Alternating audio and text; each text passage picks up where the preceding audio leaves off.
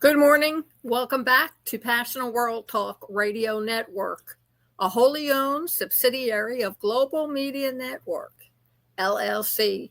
Educate, enlighten, entertain, mindfulness. And on today's Monday Tips, we are swinging a little bit to another level.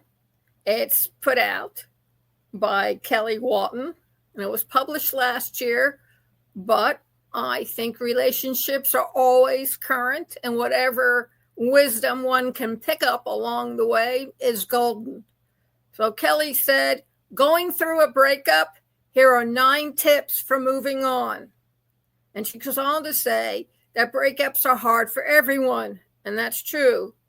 So whether you're bidding farewell to your cuffing season fling, a complicated situation, or a longtime partner, breakups, for lack of a better word, just plain suck. Sometimes the split is a long time coming, and you know it, and others feel like the blind side of the century. He's what? Whatever bucket you fall into, there are plenty of healthy ways to move on from letting yourself to wallow in the sadness for a bit, doing some decluttering, or surrounding yourself with friends, or my favorite, eat your weight in ice cream. What can I say, folks? Saw my mom do it, saw all my women relatives did it. It became a habit. And here are Kellie's 9 tips for conquering a breakup. 1, let yourself grieve. Remember, you've gone through a hard and painful change in life, and throwing your strength out the window and letting yourself mourn a loss, because it is a loss, is part of moving on. Give yourself a few days to watch sad movies and order takeout in your pajamas to get it all out of your system. But you have to accept the fact that when it's over, it's over. Sort of like those divorces people get. Or when all your clothing and you were thrown out on the front or back lawn. 2, go to therapy.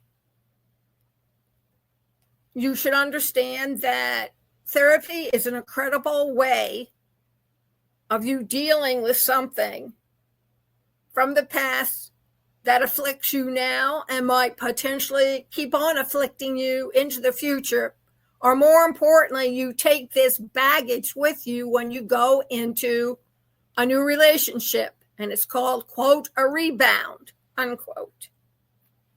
A therapist can help you process everything you're feeling and navigate the uncharted waters ahead in a healthier way. 3, make a playlist. This is a rule that Kellie adopts for all of her life situations.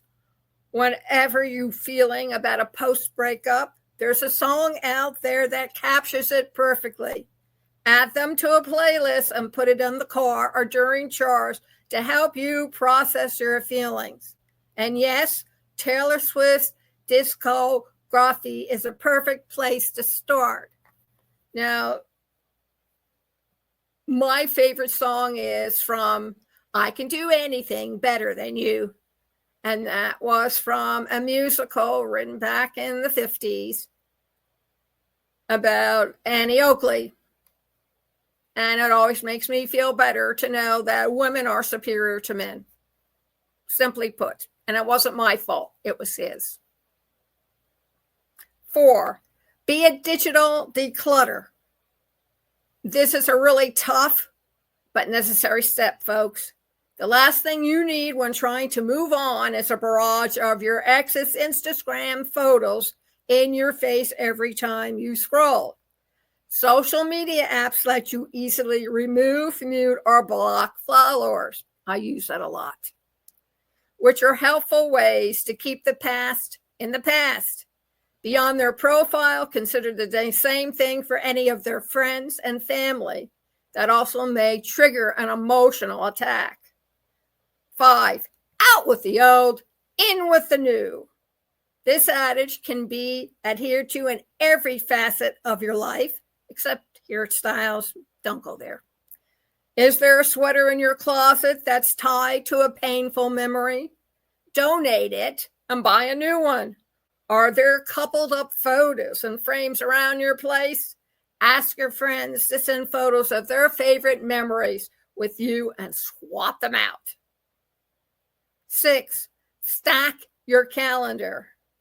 Let's pair 2 more classic sayings together to help you move on.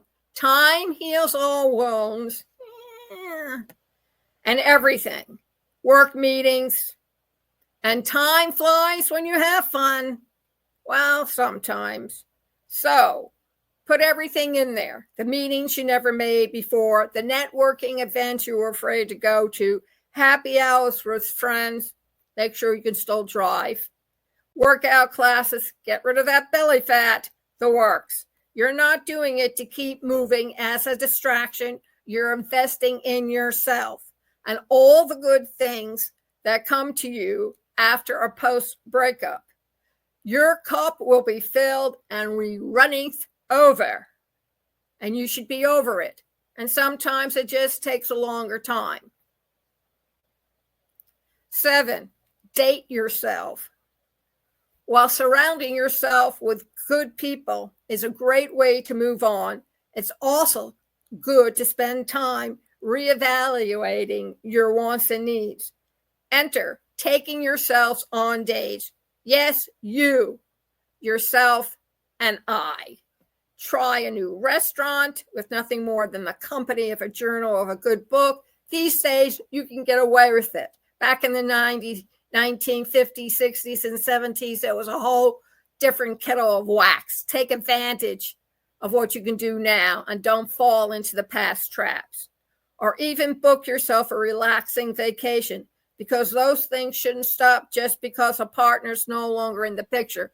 There are a lot of single cruises, single vacations, or call up the local AAA and talk to an agent over there, and they'll have all the information, safety tips for you for when you travel alone.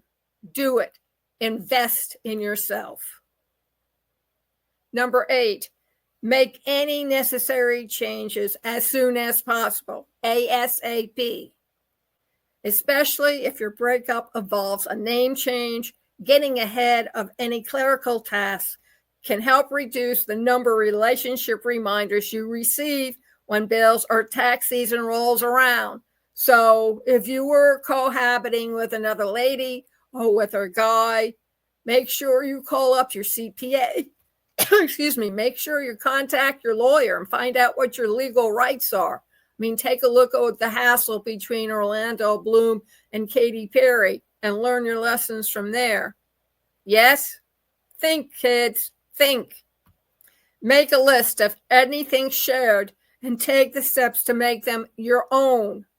Things as basic as your favorite streaming services to services as critical as the electric bill or your phones.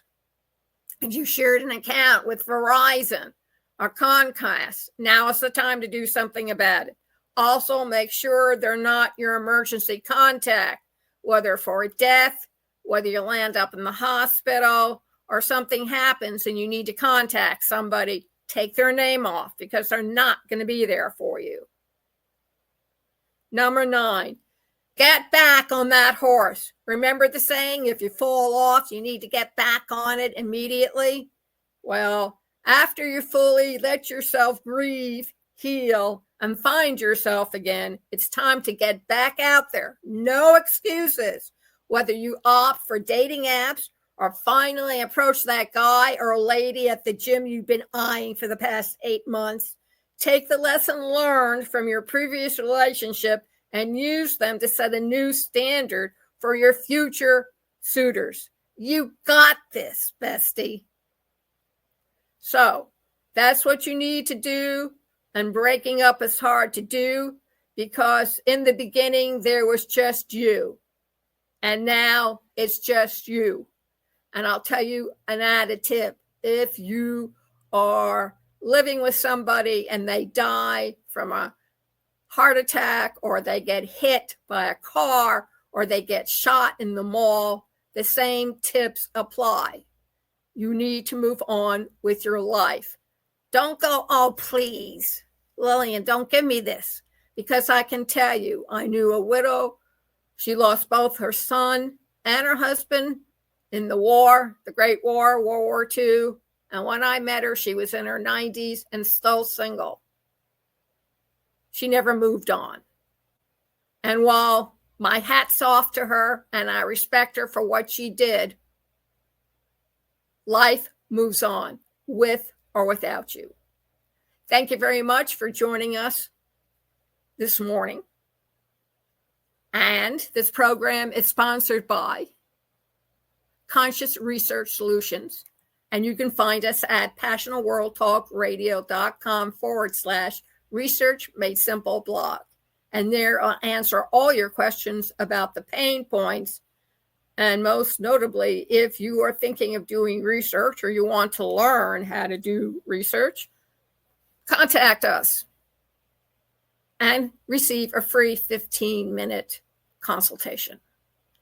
Also, if you want to continue hearing the truth, the whole truth, and nothing but the truth to help you to a spoonful of medicine, peanut butter, and chocolate, please donate to passionalworldtalkradio.com/donation. We're here. We'll tell you what you need to know. We'll keep you informed. Thank you very much for listening, and have a grandiose week.